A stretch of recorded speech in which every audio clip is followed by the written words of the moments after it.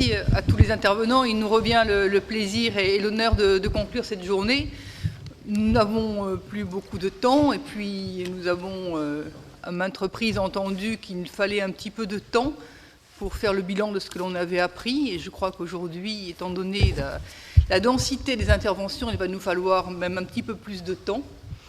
Donc nous n'allons pas résumer cette journée. Je voudrais simplement dire un mot à propos on va dire, des effets, de ce que l'on pourrait tirer des enseignements d'aujourd'hui, des faits avérés de la recherche qui nous ont été exposés, qui ont des niveaux d'opérationnalité divers, nous l'avons bien entendu. Nous souhaiterions tous, évidemment, que dans les futures écoles des professorats, eh bien, ces données de la recherche soient transmises, soient diffusées, soient passées, puisqu'on dit souvent qu'il faut des passeurs pour les données de la recherche. Nous aimerions que nos futurs professeurs aient tous eu la possibilité d'entendre ce que nous avons entendu aujourd'hui. Mais dans la salle aujourd'hui aussi, il y a beaucoup d'inspecteurs.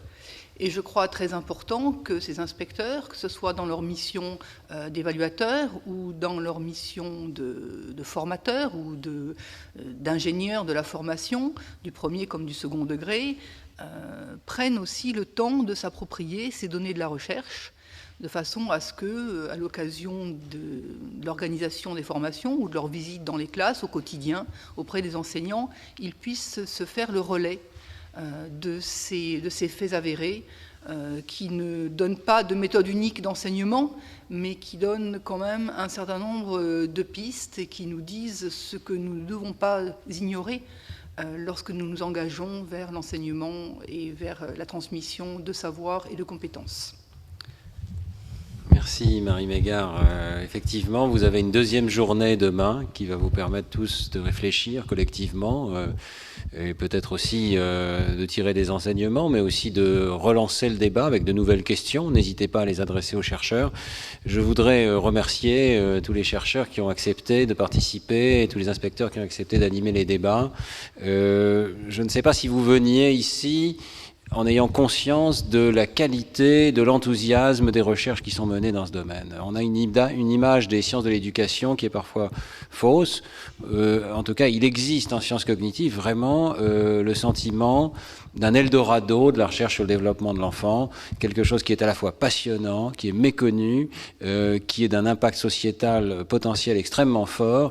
Et je ne sais pas si vous avez, comme les scientifiques ici, prêté attention aussi à la qualité des références qui vous étaient présentées, mais ce sont des travaux qui sont parfois publiés dans les plus grandes revues internationales, parce que tout le monde, dans le monde entier, est motivé par cette question du développement cérébral et des effets de l'éducation.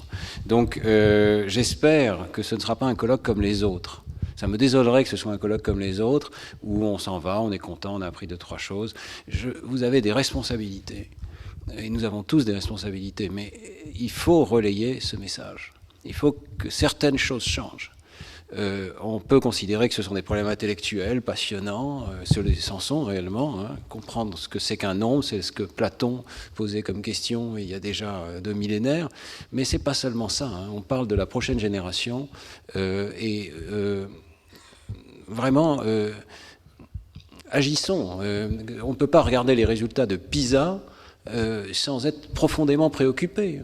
Pour notre pays, moi je pense que quand on regarde l'impact du niveau socio-économique des enfants sur notre école, sur les résultats scolaires dans notre école, aujourd'hui on ne peut pas ne pas être préoccupé. Et ce qu'on a entendu sur les stéréotypes, c'est amusant, c'est passionnant, mais c'est aussi extrêmement préoccupant, je trouve. On n'a pas le droit de rester dans un système éducatif sans trouver une manière d'agir. Alors, j'espère qu'on trouvera tous des moyens d'agir.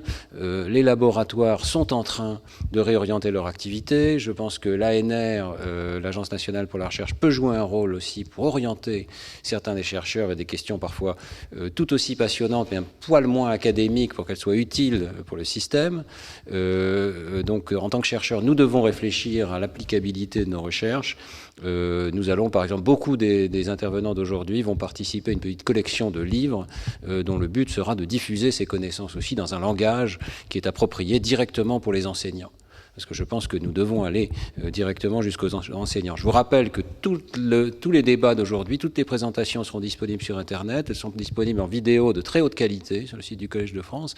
Donc vous pouvez tout simplement ne pas demander une intervention à l'un des chercheurs qui sont là, qui ont un agenda complexe, mais reprojeter tout simplement ces présentations. C'est très facile. Donc il y a énormément de choses extrêmement simples que nous pouvons faire.